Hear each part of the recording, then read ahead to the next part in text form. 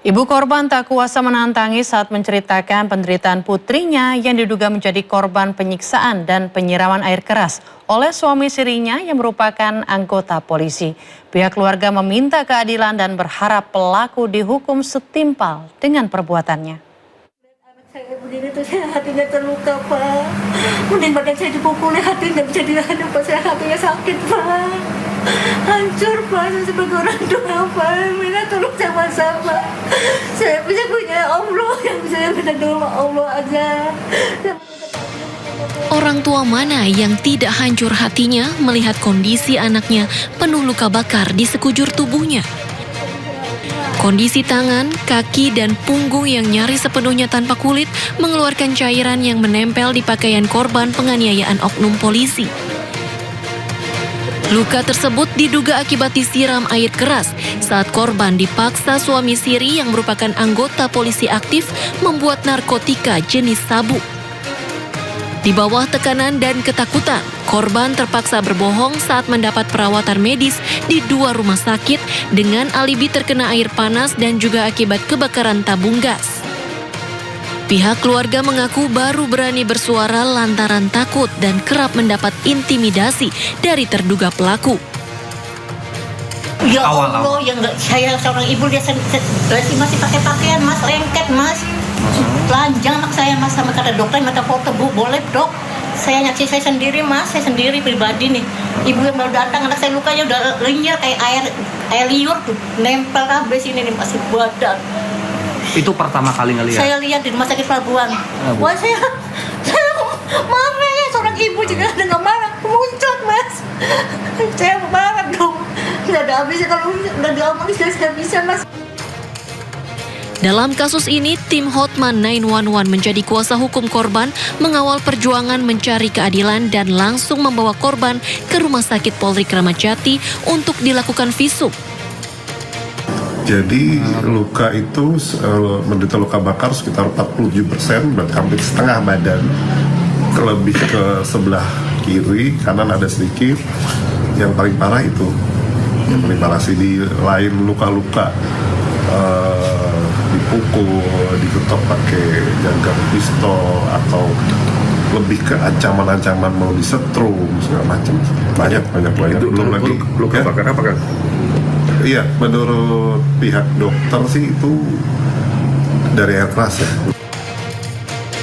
Diketahui terduga pelaku sudah diamankan Polda Jawa Tengah, sementara pihak keluarga dan kuasa hukum korban berharap kasus ini dapat diusut secara tuntas dan transparan. Dari Cirebon, Jawa Barat, Mahardika, iNews melaporkan. Penyiksaan dan perilaku seksual menyimpang yang dialami korban ternyata disaksikan oleh anak korban yang masih balita. 2,5 tahun disekap dan dianiaya, kini korban menuntut keadilan.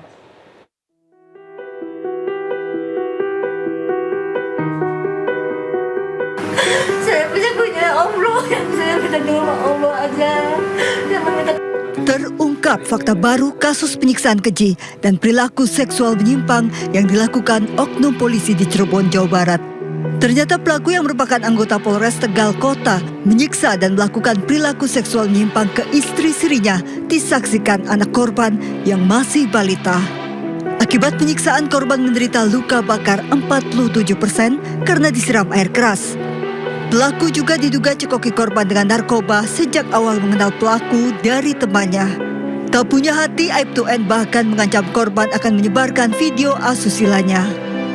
Awal bulan aku dikenalin oleh teman sama beliau.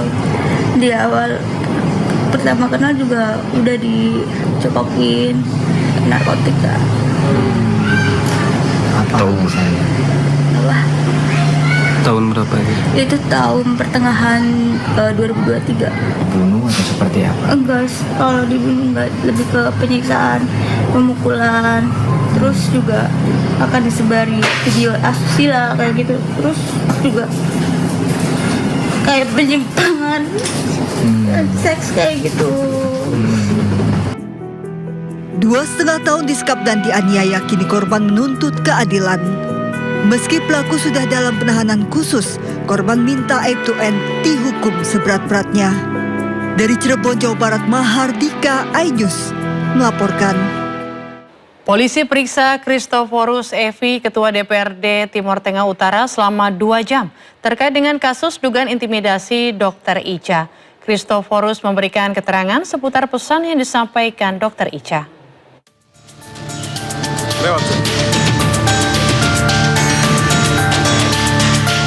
Ketua Dewan Perwakilan Rakyat Daerah Kabupaten Timur Tengah Utara, Christoforus Evi, diperiksa sebagai saksi dalam kasus dugaan intimidasi terhadap dokter jaga Rumah Sakit Leona Keva Menanu, Dr. Eliza Prinsila Utami Pakeyenoni atau Dr. Ica.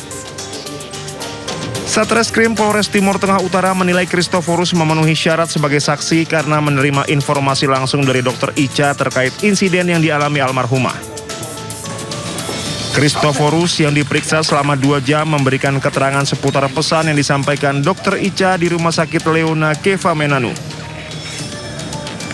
Jadi saya diundang ke sini untuk dimintai keterangan karena memenuhi sebagai syarat sebagai saksi karena saya sempat mengunjungi almarhum Dr. Ica saat di rumah sakit. Jadi yang disampaikan oleh almarhum Dr. Ica kepada saya bahwa dia sampai jatuh sakit, drop karena akibat tekanan intimidasi oleh teman-teman DPRD dengan nada tinggi. Jadi oleh Dr. Ica juga menyampaikan kepada saya bahwa Bapak tahu nggak akibat ulah teman Bapak-Bapak saya melakukan percobaan bunuh diri sebanyak 3 kali. Dia tidak nikah, Mam. Bapak.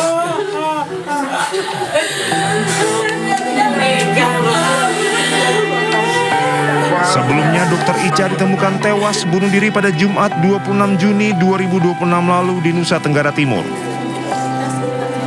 Kasus ini menyita perhatian publik karena 3 anggota DPRD Kabupaten Timur Tengah Utara diduga terlibat mengintimidasi korban. Dr. Ica mengalami tekanan psikologis yang berat karena merasa terintimidasi, tertekan secara verbal, dan merasa profesionalitas serta kehormatannya sebagai tenaga kesehatan direndahkan di hadapan rekan kerja, pasien lain, maupun masyarakat di lokasi kejadian. Aparat kepolisian kini tengah mendalami apakah ada unsur pidana dalam kasus meninggalnya Dr. Ica. Dari Timur Tengah Utara, Nusa Tenggara Timur, Sefnat Besi, iNews melaporkan. Jenazah pilot PT AMA Nicholas yang menjadi korban penembakan KKB di Kabupaten Yahukimo, Papua, tiba di Bandara Soekarno-Hatta, Tangerang, Banten. Rencananya jenazah akan dipulangkan ke negara asalnya Amerika Serikat setelah disemayamkan sementara. Jenazah pilot PT AMA Kapten Nicholas Goslin tiba di Bandara Internasional Soekarno-Hatta, Tangerang, Banten. Setibanya di Bandara Suta, Kedutaan Besar Amerika Serikat melakukan repatriasi jenazah Kapten Nicholas dengan pengawalan ketat petugas. Jenazah Kapten Nicholas rencananya akan disemayamkan sementara sebelum dipulangkan ke negara asalnya Amerika Serikat.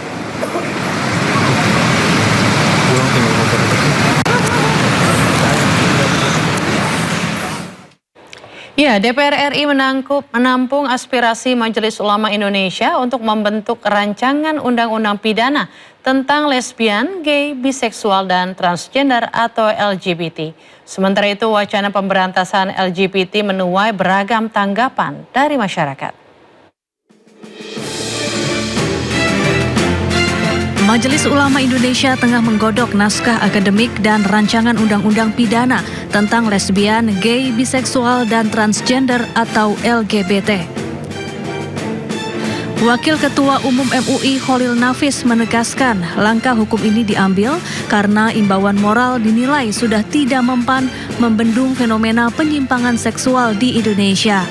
MUI menyatakan perang terhadap pelaku maupun kampanye LGBT.